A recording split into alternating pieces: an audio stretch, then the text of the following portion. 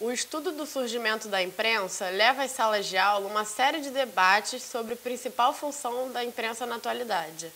Os principais fatos do surgimento da imprensa vocês poderão ver a seguir no documentário Caminhos da Imprensa.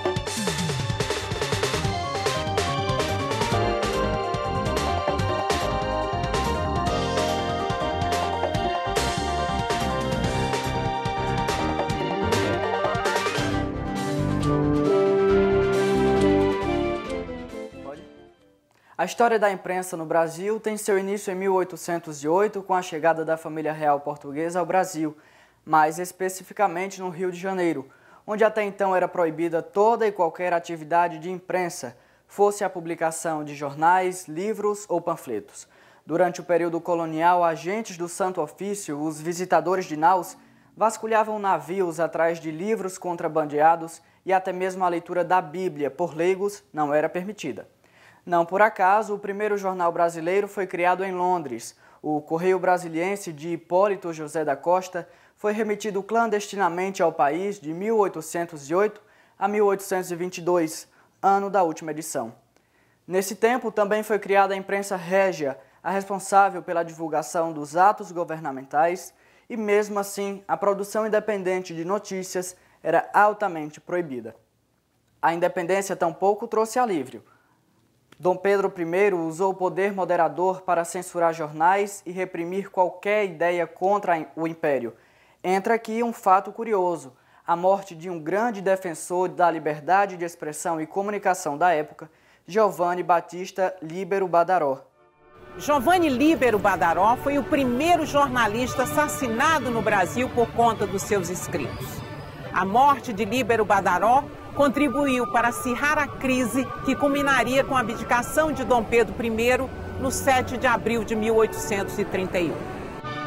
Formado em medicina pela Universidade de Turim, em 1828, Líbero Badaró estabeleceu seu consultório em São Paulo, mas também dedicava-se ao ensino, dando aulas de geometria aos alunos do curso jurídico, a futura Faculdade de Direito de São Paulo, que tanta importância teria para a história do Brasil. Em 23 de outubro de 1829, Líbero Badaró lançaria o Observador Constitucional. Segundo o periódico criado na cidade de São Paulo, o Observador circulava 2 vezes por semana e em suas 4 páginas abrigava artigos científicos. Mas sua principal característica era a contundência das críticas que fazia às autoridades locais e ao imperador Dom Pedro I. Não há força no mundo que nos possa fazer dobrar, senão a da razão, da justiça e da lei.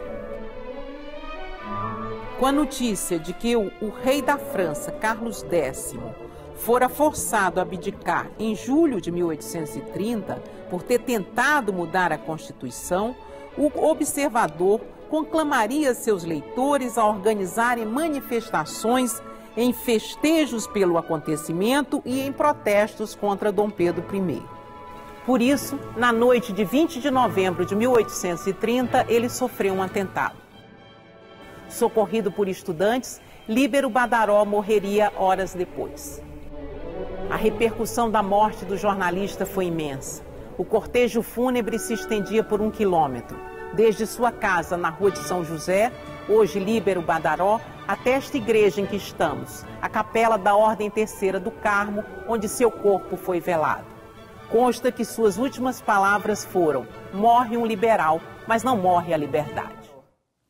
Segundo historiadores, a ordem para matar Badaró pode ter partido do próprio imperador Dom Pedro I, onde o mesmo, um ano após a tragédia, abdicou do poder. No mesmo período, entrava em circulação o primeiro jornal genuinamente produzido em solo brasileiro, a Gazeta do Rio de Janeiro, fundada em 10 de setembro de 1808, foi o primeiro jornal impresso no Brasil nas máquinas da imprensa régia no Rio de Janeiro. O seu lançamento marca o início da imprensa no país. Foi uma máquina como esta que veio desmontada no porão da Nau Medusa, onde viajava Dom Antônio de Araújo, ministro de Dom João VI, que se publicaram em 13 de maio de 1808 os primeiros impressos no Brasil. Eram decretos da coroa, eram documentos para que a máquina do Estado pudesse funcionar. Só no final daquele ano, só em setembro daquele ano, exatamente no dia 10 de setembro de 1808, é que dessa máquina saiu o primeiro jornal publicado no Rio de Janeiro, que foi a Gazeta do Rio de Janeiro. Primeiro jornal publicado no Brasil, eu diria. Um formato um pouco menor do que esse, era apenas uma réplica, uma reprodução da antiga Gazeta de Lisboa. Um jornal sem saborrão, sem muita graça, sem muito charme, totalmente censurado.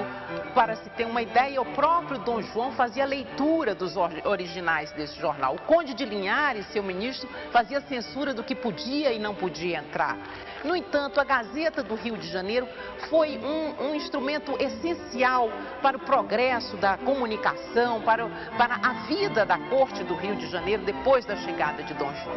Nas suas páginas, ela aceitava anúncios grátis, as pessoas da cidade ofereciam casas, procuravam escravos, davam notícias de lojas que se abriam, de coisas que havia para vender, de cabeleireiros, enfim, de tudo que veio de novo com a corte, que transformou, que de uma maneira radical, a gente pode dizer, revolucionou o Rio de Janeiro, foi anunciado pelas páginas da Gazeta. A Gazeta do Rio de Janeiro passou, a partir de 1813, a ser redigida por Manuel Ferreira de Araújo Guimarães.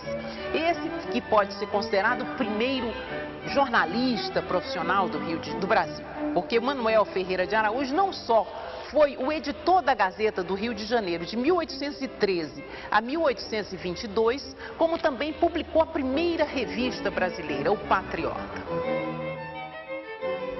A Gazeta não teve vida longa, ela acaba, a Gazeta do Rio de Janeiro, no final daquele ano de 1822, quando se transforma no Diário do Governo.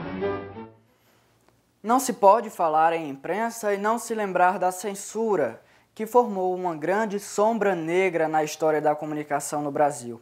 Desde seu descobrimento até os dias de hoje, sofre com os chamados censores, que julgam o que pode ou não ser veiculado nos grandes meios de comunicação. A proclamação da República em 1889 não melhorou em nada a situação da imprensa. Um mês após a instauração do novo regime, foi criada uma lei da imprensa autorizando uma junta militar a julgar abusos da manifestação do pensamento. O chamado Decreto Rolha durou quase um ano. Na República Velha, vários jornais foram fechados, com danos materiais e agressões aos jornalistas e proprietários. Com o golpe do Estado Novo, em 1937, as publicações internacionais também foram proibidas de circular nacionalmente. Em contrapartida, a imprensa brasileira ganhou isenção de impostos na importação de papel. Mas só gozava dos favores fiscais quem seguisse a cartilha do regime. Anos mais tarde, a imprensa foi alvo da censura durante a ditadura instaurada pelo golpe civil-militar de 1964, que assumiu múltiplas formas. A Lei da Imprensa de 1967, a censura prévia em 1970 e a autocensura.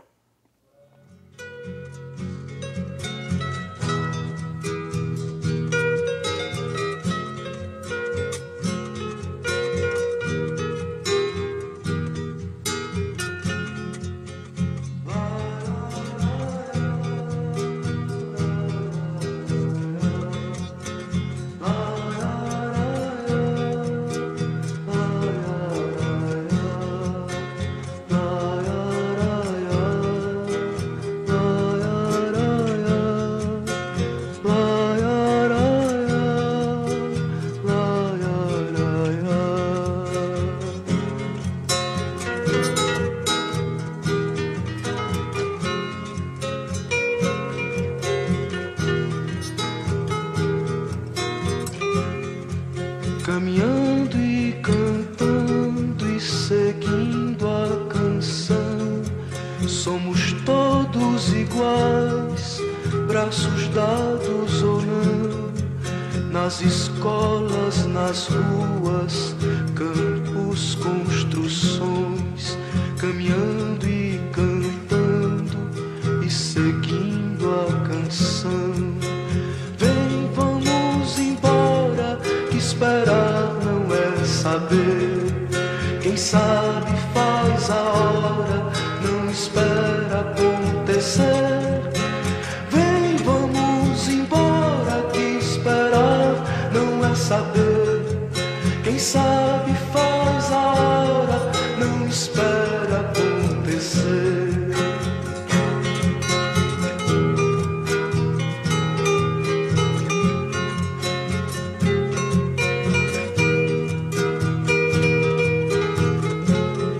Pelos campos a fome. Minha vida era normal, dona de casa, até a época da prisão. Quem militava era meu marido. Eu tenho 4 filhos, dia 29 prenderam de setembro, de 69 prenderam ele. Aí depois, no dia 30, me prenderam eu e meus filhos. Aí me levaram para o BAN. E lá fiquei uma semana, aí depois me levaram para o DOPS. Aí começou os interrogatórios, né? As torturas. Punha as mãos assim naquelas palmatórias e falava, essa mão nunca mais vai pegar seus filhos.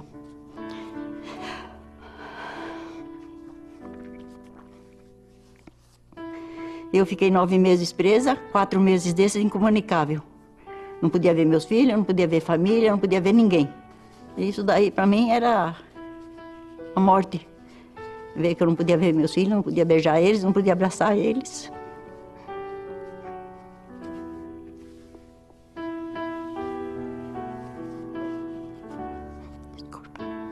Para mim, minha prisão foi um sequestro. Porque eu não era da militância, eu não era nada. Eles só queriam saber do meu marido. Mataram ele, sumiram com o corpo dele, enterraram ele como indigente. Aí eles me soltaram.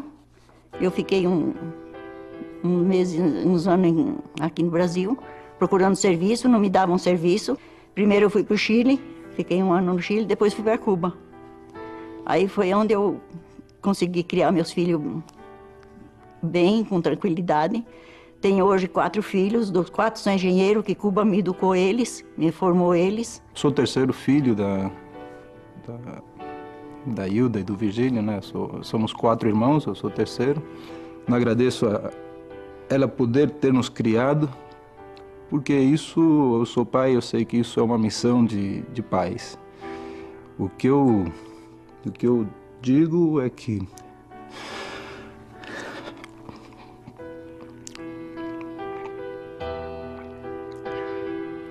para minhas filhas, eu vou passar todas essas características da minha mãe. Te curto muito.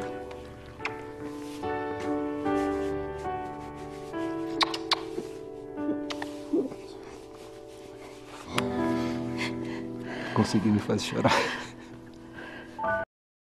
Tratando-se por princípio de violação à liberdade de expressão, direito essencial e elementar da democracia, atingiu a imprensa de maneira diferenciada, uma vez que o termo refere-se a um conjunto muito amplo e variado de órgãos de informação. Assim, a censura serviu para cercear periódicos de grande circulação. A censura, assim, desempenhou um papel fundamental na implantação e na consolidação da ditadura, silenciando uns e servindo a outros. O processo de democratização do país fez com que, no último governo militar, o de João Figueiredo, as imposições fossem mais brandas, a censura tornou-se menos exigente, liberando as obras mais facilmente. Mas foi através da Constituição de 1988, votada pela Assembleia Constituinte no dia 3 de agosto, que se conseguiu extinguir a censura no Brasil, após longos anos de implantação, representando o fim da tortura e a aprovação da liberdade intelectual, de expressão e de imprensa no país em seu artigo 5º, autorizando a demonstração e a manifestação dos ideais de cada indivíduo. Porém, constantemente podemos presenciar nos meios de comunicação repórteres sofrendo perseguições por não concordarem com atos do governo, com escândalos que envolvem nepotismo, com ingresso indevido de funcionários a órgãos públicos, etc. Segundo intelectuais, jornalistas e pesquisadores, a censura brasileira não foi extinta, ela foi modelada com o passar dos anos. Mas e o esporte? Como estava nesse cenário? Preconceito e incertezas eram estas palavras que dominavam o cenário do esporte brasileiro no início do século XX. As dúvidas em relação ao futuro do vôlei, do tênis, do basquete e das outras inúmeras atividades que modestamente agitavam as ruas e as quadras do Brasil nunca foram tão grandes quanto as incertezas que rondavam os campos de futebol do país. Aliás, a ameaça feita ao esporte originário da Inglaterra era mais forte do que qualquer movimento pró-futebol. As críticas vinham de todos os lados, mas pareciam ser mais fortes quando eram feitas por pessoas formadoras de opinião, como no caso do Graciliano Ramos, que chegou a profetizar: o futebol não pega, tenho certeza. Estrangeiristas não entram facilmente na terra dos príncipes. O Brasil foi para a Suécia em 58, amargando o que o cronista Nelson Rodrigues chamava de complexo de vira-lata. Nunca tínhamos vencido uma Copa. E nas quartas de final, pegamos o País de Gales, na época um time forte. A maior aposta brasileira era um jovem de 17 anos que ainda se sentia um menino. Pelé chegara à Copa como reserva e se sentia como reserva até aquele jogo, embora já estivesse entre os titulares. Faltava confiança ao menino a caminho de ser rei. O estrelato começou naquela jogada. A bola veio para ele. Foi tudo genial, maduro, perfeito e acabado. O domínio, o giro, o chute. O primeiro gol de Pelé numa Copa do Mundo. Mais que um gol, foi um rito de passagem. Aos 17 anos, o menino Pelé acabara de se transformar, em primeiro lugar para ele mesmo, em homem. O Brasil bateu o País de Gales e seguiu até conquistar o primeiro de 5 títulos mundiais. Ficaram para trás um menino e um complexo de vira-lata.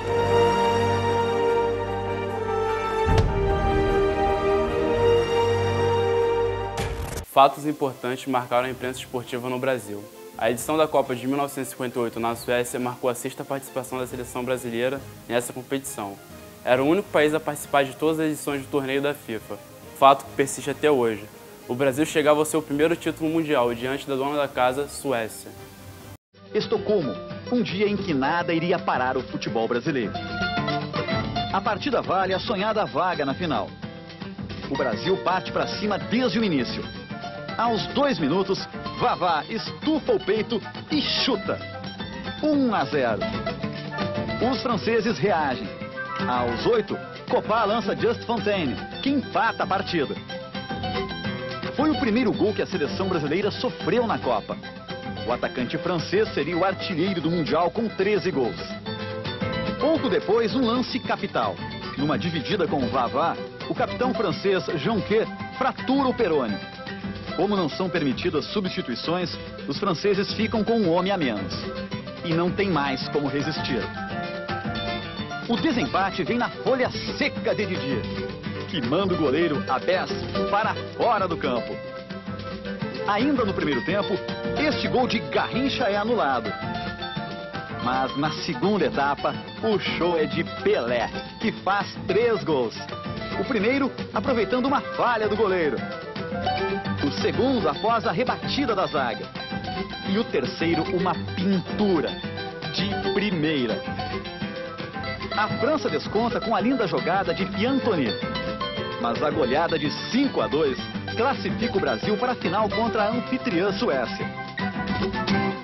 Ayrton Senna da Silva morreu aos 34 anos durante o Grande Prêmio de San Marino, em Imola, na Itália, em 1º de maio de 1994, no fim de semana marcado por acidente na Fórmula 1. E antes disso, o brasileiro Rubens Barrichello sofreu um acidente na curva de Tamburello, mesmo local no qual Senna, a 300 km por hora, perderia o controle de seu carro, chocando-se violentamente contra um muro.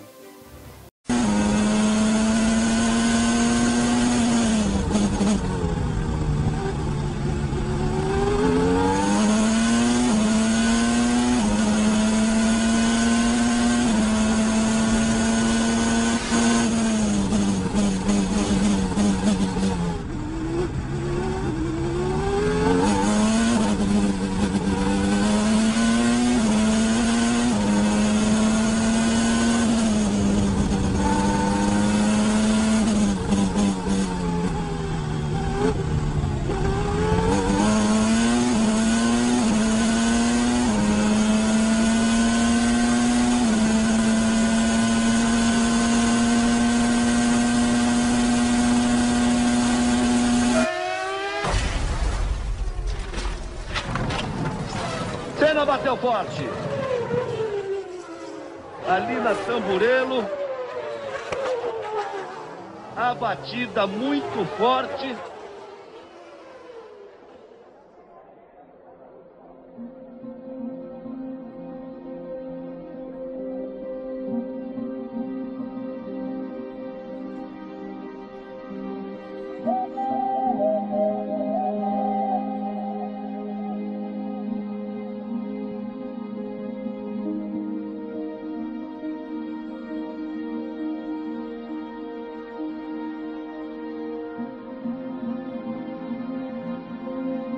De lá para cá, muitos desafios envolveram a imprensa brasileira. Muitos avanços tecnológicos foram conquistados, muitos erros cometidos, muitos acertos a serem comemorados. O desafio mais atual foi a Copa do Mundo, onde a imprensa trabalhou freneticamente para obter as mais atuais informações do evento esportivo. O nosso próximo desafio se aproxima, os Jogos Olímpicos de 2016, aqui no Rio de Janeiro.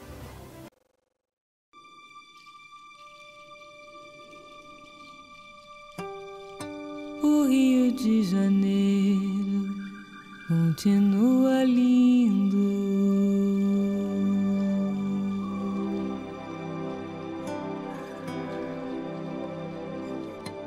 O Rio de Janeiro continua sendo.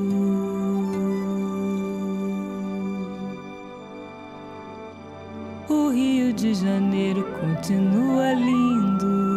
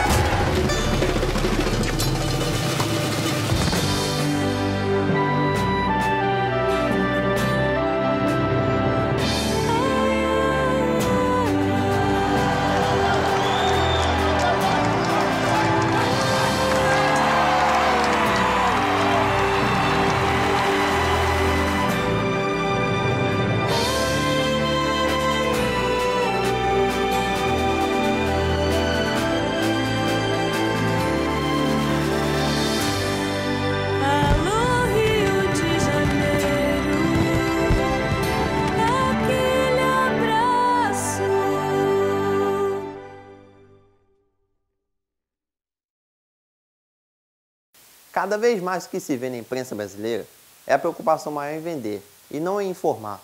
A audiência e a vendagem tornaram-se as principais metas e, através dessa mentalidade, o jornalismo vem se posicionando de uma forma tendenciosa, buscando um modelo mediador que agrade a todos, leitores, anunciantes, consumidores e os próprios donos das empresas que veiculam informações. Tudo é pensado de forma que atrai a atenção dos consumidores e investidores, deixando de lado a importância da informação. Até mesmo o leitor foi adaptando-se a essa realidade. Com isso, os jornais, as revistas, as rádios e a televisão tratam as notícias atuais de acordo com o perfil dos seus respectivos consumidores, dando essas notícias todas essas características para chamar sua atenção, com letras garrafais, fotos grandes e chocantes, layouts modernos e arrojados e notícias polêmicas e sensacionalistas.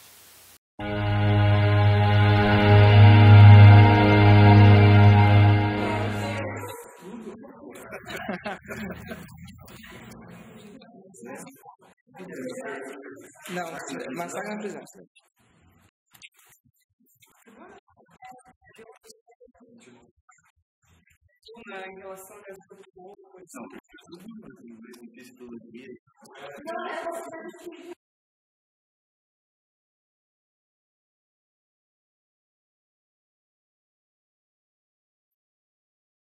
todos os anos, 200 mil pessoas desaparecem no Brasil. Olha que dado, que estatística assustadora. Falta de transporte, falta de merenda. Você não paga imposto para ter segurança? Um bate-boca, uma muvuca na Câmara de Vereadores. E principalmente, se tem arma de fogo em casa, não vá mexer, que você vai virar notícia aqui no nosso programa.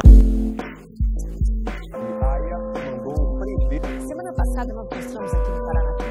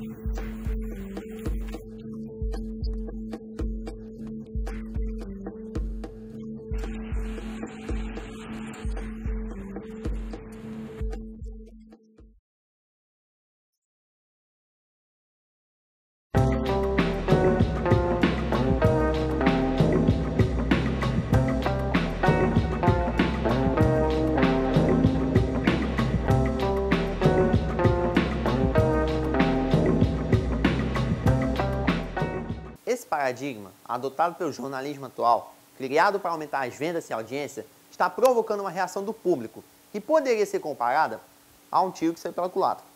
Pois a credibilidade dessas informações sofreu uma corrosão por parte dos leitores, devido à imprensa ser uma indústria influenciada por poderes políticos e econômicos que constroem ou omitem notícias de acordo com seus interesses. Ou seja, não existe imparcialidade da informação, o desejo de causar debates sociais, o conflito do que é certo ou errado, e sim informações que já vêm fabricadas e conclusões já estabelecidas. E para compensar esse descrédito, a imprensa vem abrindo espaço cada vez maior para as notícias de esporte, moda e acontecimentos da vida das celebridades, provando assim que cada vez mais o jornalismo adaptará suas informações de acordo com o que se quer e não com o que são.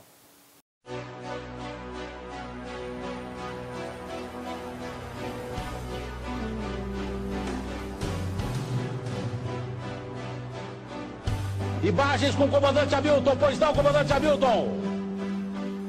Priscila, e o tio não quer? Quer o tio? Que isso, menino? Peraí, você tá falando sério? Mas que isso, gente? Isso é sério? Isso é sério ou é brincadeira?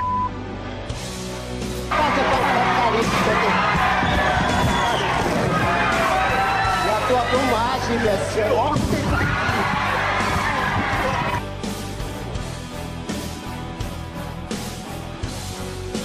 Eu sou louco! Não, eu sou louco! Eu tô louco! Não! Eu não tô louco! Eu não tô louco! É uma vergonha, uma porcaria. Ninguém teve peito de me ligar aqui até agora. Isso é a besta! Isso aqui é um indecente de um criminoso!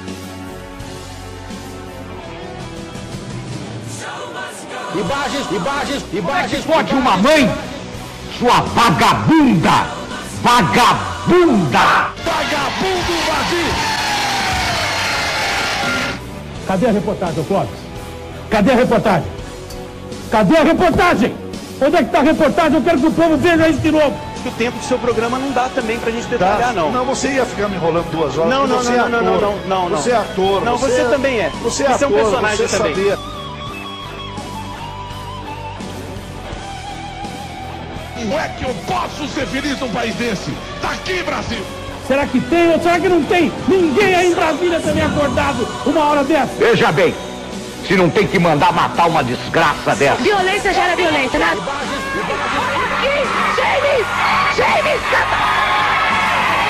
Gente do céu, que coisa, mas que é isso? Isso pra mim é uma vadia, a senhora pra mim é uma vadia. O homem tinha mesmo é que tem esse fim. Esse é o vagabundo! Mas separa!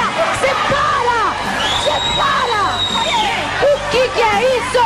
Pena que eu não posso fazer o que eu tenho vontade. Porque eu vejo um criminoso há 24 anos e nunca vi um crápula como você. Medo, Palme! Com muita ética e muita dignidade. Ouça o choro dessa menina antes dela morrer, poucos momentos antes dela morrer. Ouça você aí que é responsável por isso.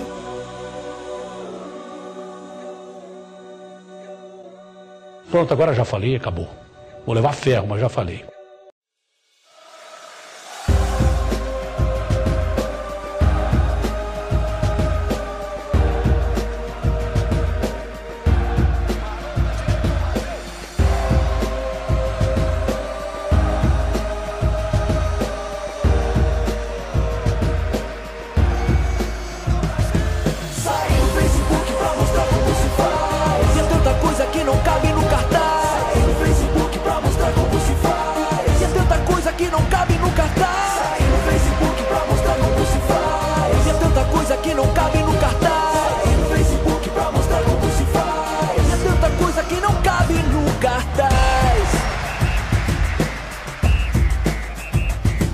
O Brasil era um país muito engraçado. Não tinha escola, só tinha estádio. Ninguém podia protestar, não, porque a PM sentava a mão. O Brasil é o país do futebol, porque futebol não se aprende na escola.